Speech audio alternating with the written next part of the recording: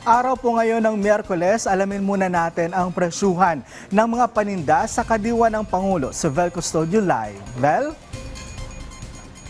Noel, stable pa rin ang presyo ng mga lowland vegetables ngayong linggo, kumpara bago manalasa ang bagyong Krising, Dante at Emong. Sa price comparison ng July 17 ng bago manalasa ang bagyo, wala halos pagalawang presyo ng ilang mga pangulahing bilihin, nanatiling 50 to 120 pesos ang presyo ng patatas.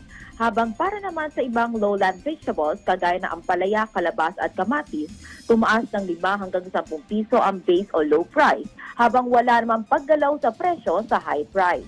Samantala, nakakitaan naman ng bahagyang pagtaas ang presyo ang ilan sa mga highlight vegetables, kabilang ang broccoli at lettuce, pati na rin ang carrot.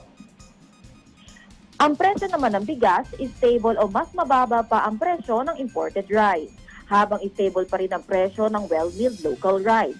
Nasa 3 piso naman ang itinaas ang local premium at regular milled.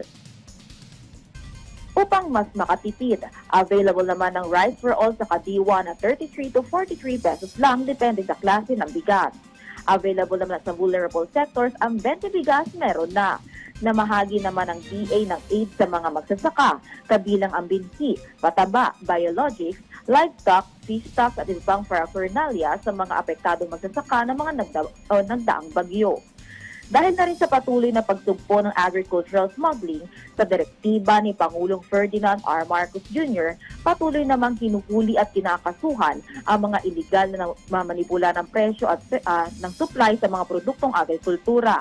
Sa pinahigpit pang batas ang Anti-Agricultural Economic Sabotage Act. Balik sa iyo, Noel. Maraming salamat, Vel Custodio.